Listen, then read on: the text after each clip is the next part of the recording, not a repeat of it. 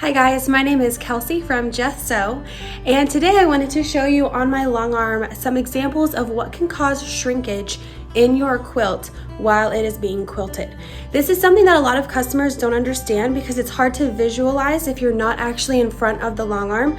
So I wanted to explain it to you today in this video because this quilt I have on today is a perfect example of what causes shrinkage and why that can be a hurdle for a lot of long armers to jump over as they are quilting your quilt.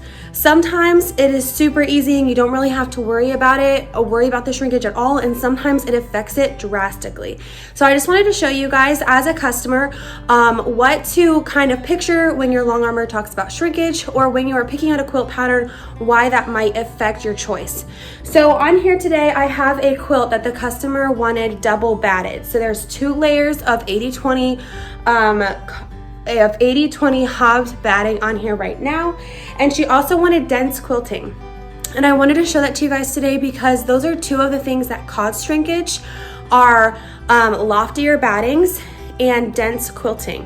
The third thing that causes the shrinkage, or doesn't really cause the shrinkage but contributes to misalignments in the quilting, is the way that your quilt is rolled onto the long arm.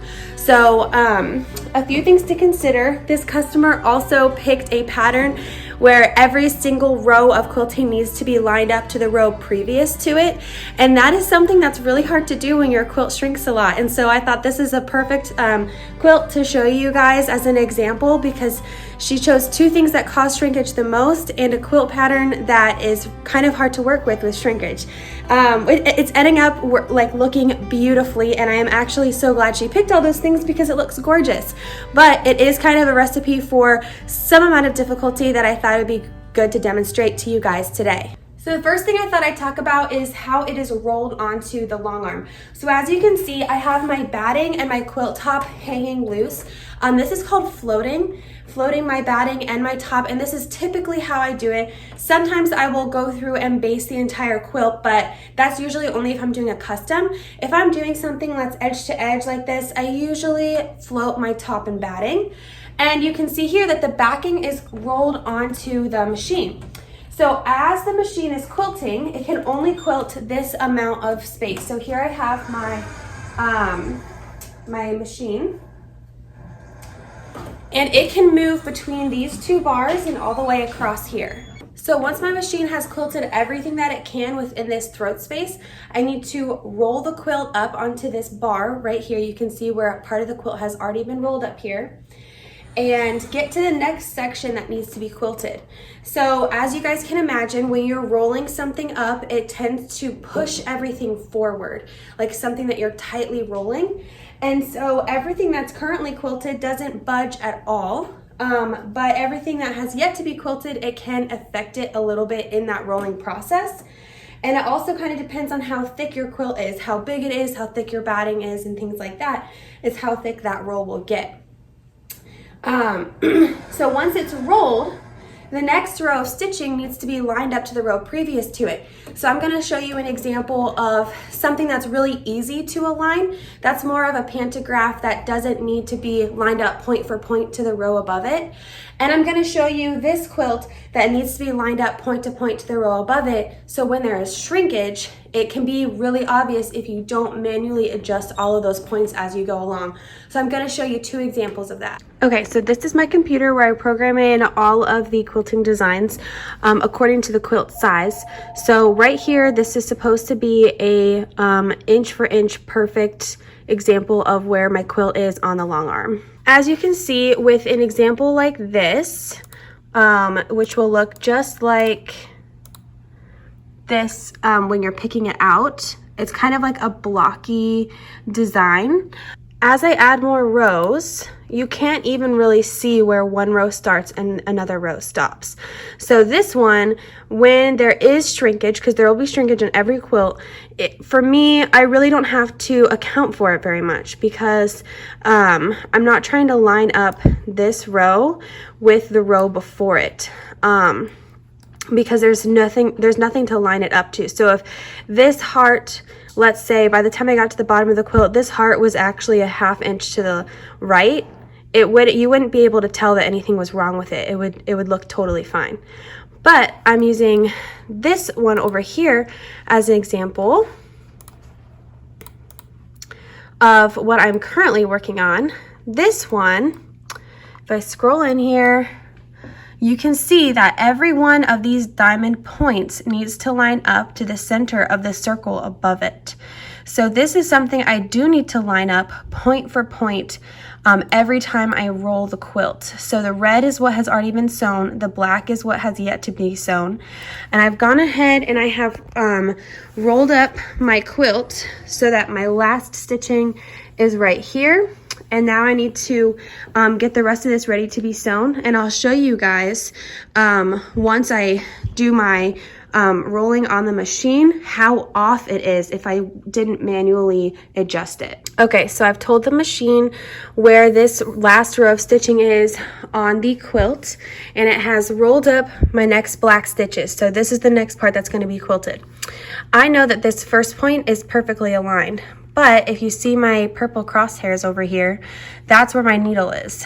And on the quilt, my needle is perfectly in the center of this flower, or this orange peel, or whatever you want to call it. So it's perfectly centered. And if we go over here, this is not perfectly in the center. You can see it's off. And so I have to make sure that I adjust all the rest of the black stitching, anything that hasn't been done yet, to be re-centered. And so it's actually on the computer going to look off, but in person it's gonna look perfect. So you can see where I did this before. So the last time that I rolled it, I had to shift this row to the left just a little bit, and on the quilt it looks perfect. You would not be able to tell a difference, but on the computer it looks like it's off. So that's why each time I roll the quilt, it needs to be manually adjusted for the shrinkage. Two other things that contribute to quilt shrinkage during long arming is the loft of your batting, or how thick your batting is, and the density of your quilting. So I'm just going to demonstrate this briefly if you are having a hard time imagining it, why that matters. So here I just have like 8 layers of batting all folded up. So you would never usually quilt with something this thick. But to demonstrate my point, I wanted to show you when you have one layer of fabric over top of all these layers of batting, and I just poke right here, it pulls this in, right? And so that is just an extreme example of what happens. All those little tiny stitches, even though it's only one layer of batting, all those little tiny stitches are pulling your quilt in toward the center, like this is when I poke it and this edge right here moves in. Imagine if I was quilting really densely over here, of course this would start to skew in a little bit.